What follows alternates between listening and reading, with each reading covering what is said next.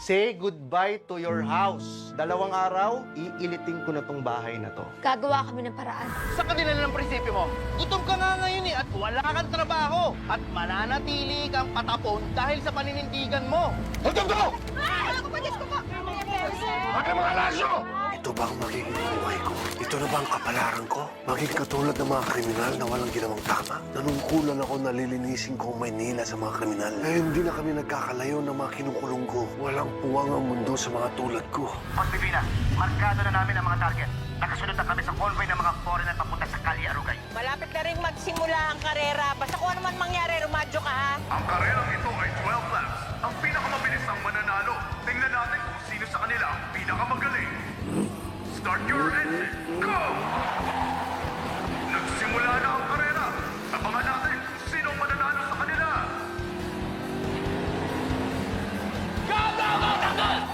Namumuna si Tanggol. Sinusundan ni Guerrero. Pero pilit ang mahabol si Miguelito. Kita natin ngayon ang pusay ni Tanggol. Pero kahit nasa third place, di pa sumusubot si Miguelito. Ang angas nila. Nagpapakitang gilas na ang ating mga racer. Namumuna pa rin si Tanggol. Umahabol pa rin si Miguelito. Magaling rin pala sa karera si Congressman. Lap 1, Tanggol! Ayos! Ang unang lap si Tanggol! Hindi importante kung sinong mauna. Importante matapos ang trabaho bago matapos ang karera.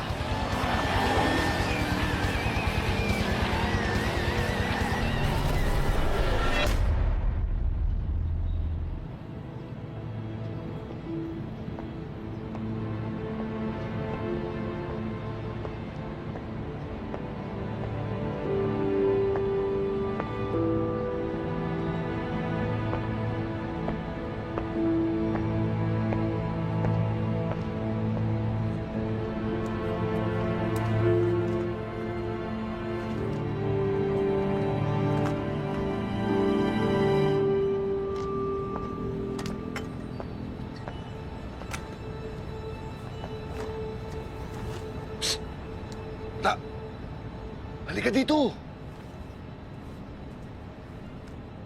Halika dito! Itong bag, nakita mo to? Soli mo to sa presinto, ha? Bakit? Ano ba yan? Sige na, basta soli mo sa presinto. Ang dami mo tanong, sige na. Oh. Bumalik ka dito, ha? Sige.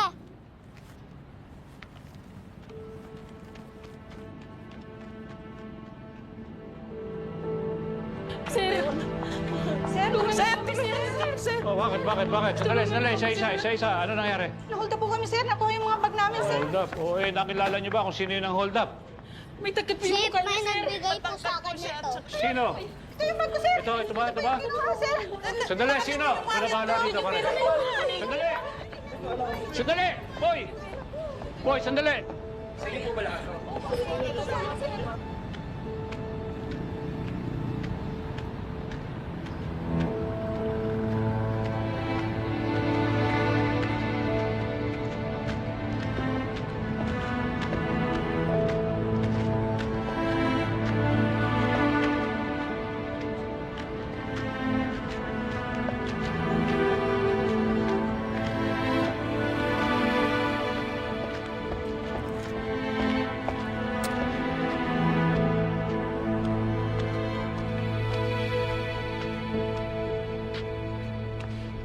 Kuya!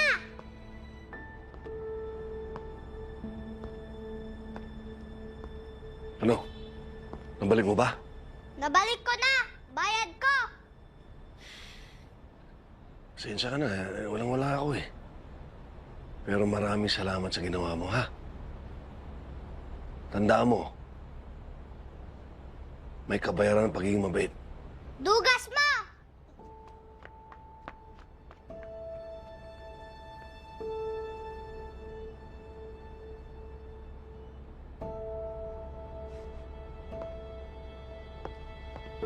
Tigil! Tasa kamay!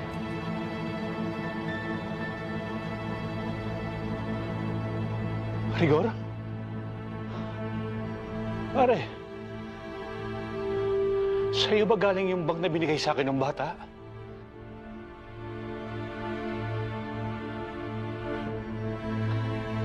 Pare, nagnakaw ka. Bakit mo ginawa yun?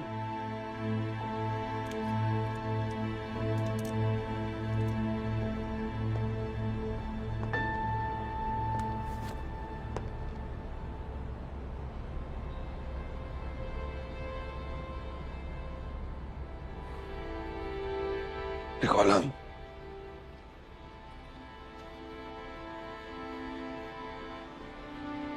Wala nang silbi buhay ko.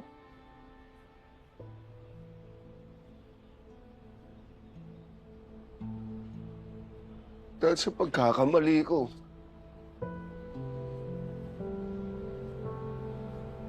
Wala ako sa serbisyo.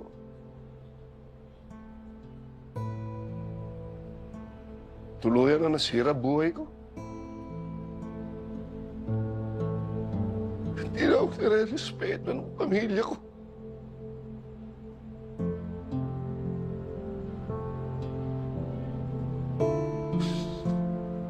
Buong buhay ko.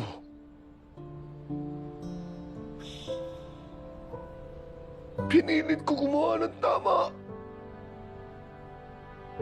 Maging isang matuwid na pulis. Masakit sa akin malaman na tuluyan na ng bulok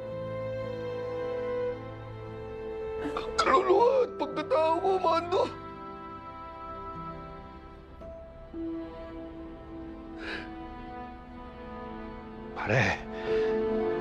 Pare, akin na yung baril mo. Mag-usap tayo. Pare, akin na yung baril mo. Kulong mo ako, Mando. Kailangan ko pagbayaran yung ginawa ko. Hindi dapat nakalaya ang mga salot na katulad ko. Pare, akin na yung baril mo, pare. Pare, akin na yung baril mo! Pare!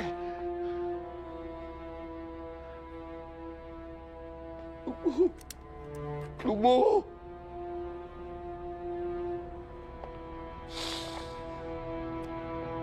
Kulong mo ako!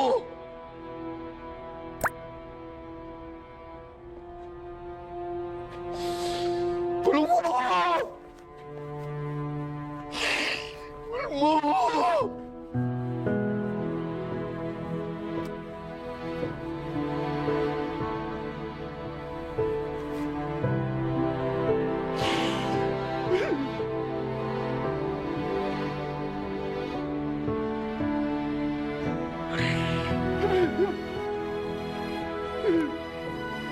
Tama na.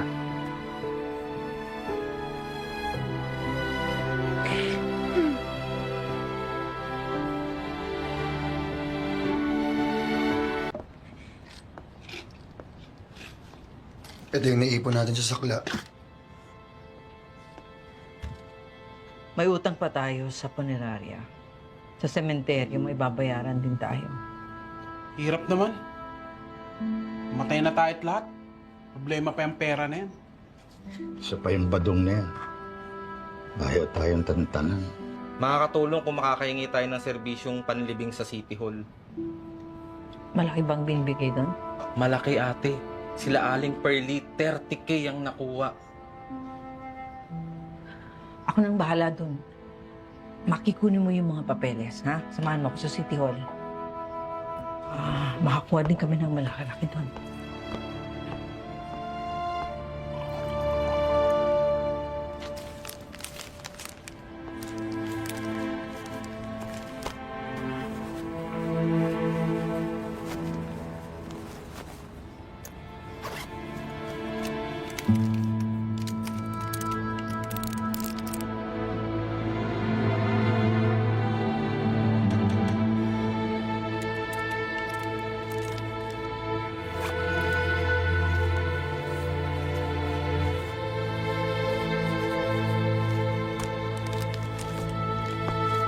Mamo, ito yung papeles, no? Sige, hawakan mo muna yan. Kami nang bahala sa pagkubra. Sige, Mamo. Kuya, ingat kayo. Oo naman, iingatan ko yung pera na makukubra natin sa City Hall. Sige, doon ko muna sa labas. Kukunin ko lang bag ko, ha? Sige, ma.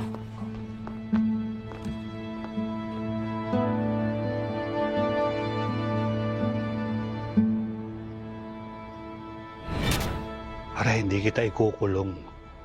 Pero sana lang, huwag mo na ulit gagawin yung ginawa mo, pare. Pare, nasasaktan ako pag nakikita kitang nagkakaganyan. Kung kailangan mo ng pera, pare, sana lumapit ka na lang sa akin. Hindi yung ganyan gagawa ka ng masama.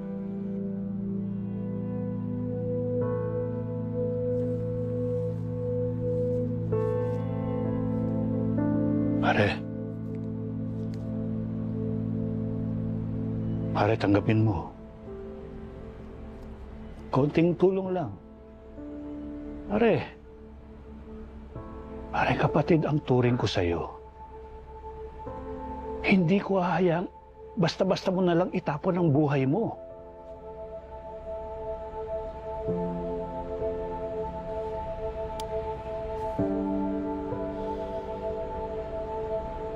Paano pa babalik ako matinong buhay?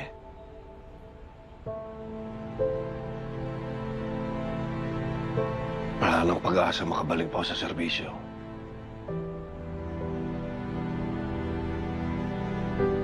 Parang imposible na rin na maayos ko pa pamilya ko. Pare, bumangon ka.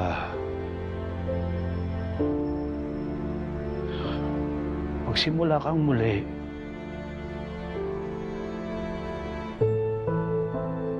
Ang kilala kong Rigor, pare, hindi niya hahayaan na dito matatapos ang lahat.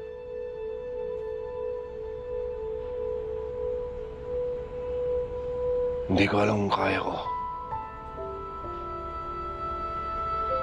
Araw-araw, mas pinanghihinaan ako ng loob.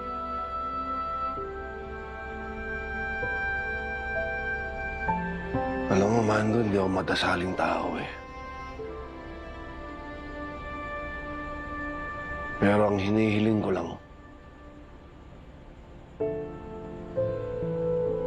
sana umawat na ang Diyos sa pagpapahirap sa akin. Pare, pag kang panghinaan ng loob, malalampasan mo rin ang lahat. Ganito, pare. Pumunta ka ng City Hall. Puntahan mo si Ate Esther. Kapatid ko, tatawagan ko siya. Doon siya nagtatrabaho ngayon. Sasabihin ko, makikipagkita ka sa kanya.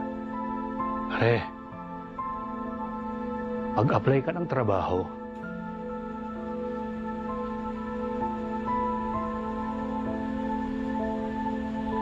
Alam mo, hindi ko lang talaga maintindihan kung bakit hindi ako sinuklihan ng maayos ang prinsipyo at paghihirap ko. Bahala na kung saan ako dadalhin ng patapong kong buhay.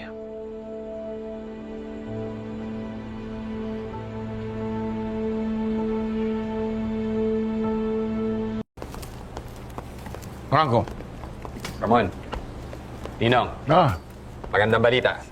Our production is up by 10%. Dumadami na rin ang mga kliyente natin sa lahat ng teritoryo natin sa buong Maynila. Good. Very good. O Ramon, lumalago na ang negosyo natin, ha? Oo, Papa. Ito ang tamang panahon para pamunuan ni Tanggol ang lahat ng ito. Si Tanggol. Teka muna. Paano yung ibang negosyo niya? Aba, si Tanggol is already a Montenegro. And I'm proud of him. Aanahin naman niya yung drug lab ng mga kabalyero samantalang mamanahin niya na ang lahat ng negosyo natin. Tulad nito. Bueno, ikaw nang bahala kumausap sa kanya. Ay, tsaka pala, Ramon, meron akong bagong kausap na supplier natin. From Southeast Asia. Patok yung kanilang droga sa ibang bansa. Palagay ko sa tulong nila, mas lalong dalakas ang bentahan ng ating droga. Si Papa, I'll handle it. Very good. Very good. Dali lang.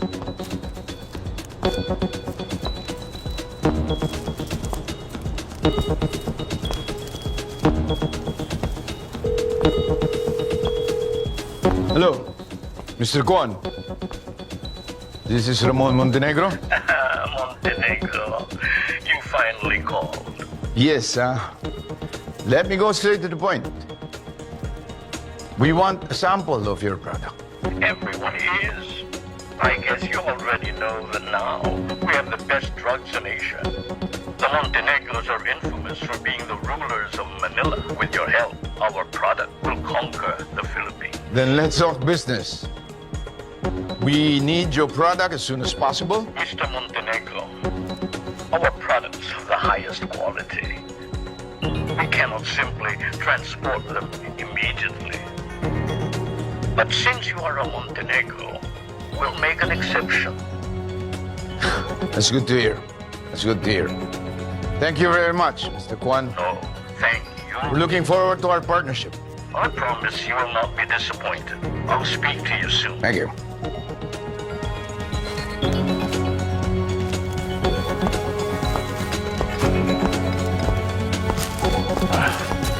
Oh, Ramon, anong sabi ni Mr. Kwan? Magpapadala na sila ng shipment. Good.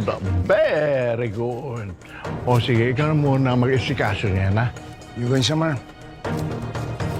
Pupunta ako sa City Hall. Kakausapin ko si Roberto para protektahan niya yung mga darating nating shipments. Para maalertohan niya kaya mga tao. At saka kakausapin ko na rin siya tungkol sa susunod na election. Sige, Papa. Pero mag-ingat ka. Lalo na kay Roberto. Ramon, hanggang ngayon pa ba naman, napatunayan na nila na matinding kaalyado ng ating pamilya ang mga gerero. Kaya kung ano man ang mga kasalanan na gawa niya, ibaon mo na sa lupa. Okay? Sige, bahala ka na riyan, ha? Franco. Umiinit na ang karera. Nauna ngayon si Jesus Montenegro habang humahabol naman si Congressman Miguelito. Walang gustong magpatalo sa kanilang dalawa. Ganyan, Kong! Oh, yes! Kong seems to be trying to take the lead pero hindi hahayaan ni Jesus Montenegro na maunahan siya nito. Neck to neck ang labanan ng tatlo. Walang gustong magpahuli sa kanila. Bihira lang tayo makapanood ng ganitong karera. And Miguelito sweeps inside and that's it. Left to Miguelito. Go, Kong! Sabi sa'yo eh. Nasa pit stop ang ating mga kotse para masiguro na nasa maayos na kondisyon ang mga kotse nila. Back to the race. Nag-iinit na agad ang karera ng tatlo. They'll make sure na isa sa kanila ang makakakuha sa lap na to. Painit ng painit ang karera to. Uy! Ano nangyari? Bumangga si Grajero. What a nasty crash. Mukhang sumabit ang ating defending champion. Hindi na siya makakabalik sa karera. Pero huwag kayong mag-alala, mukhang ligtas po ang ating kampiyon. Si Kong at si Tanggol na lang ang natitira. Sino kaya ang magwawagi? Ngayon, magsisimula ang totoong laban. Tanggol, mag-ingat ka. Dalawa na lang kayo ni Kong na naglalaban.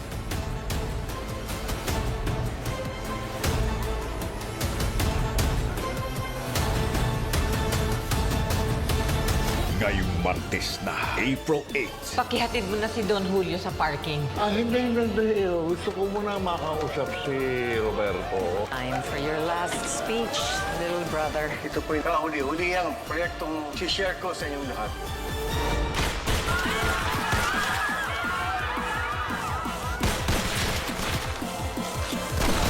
Sumama sa akin! Sumama! Sumama! Kung di makamatay ka dito! Umusan na ng bala. Hinintay natin! Bilis! Bilisan nyo! Boss, kailangan namin ng backup! Nasa gusto ko! Si Kong at si Tanggol na lang ang natitira. Sino kaya ang magwawagi? Miguelito is trying to take the advantage. Asan na kayo? Mamamatay kami dito!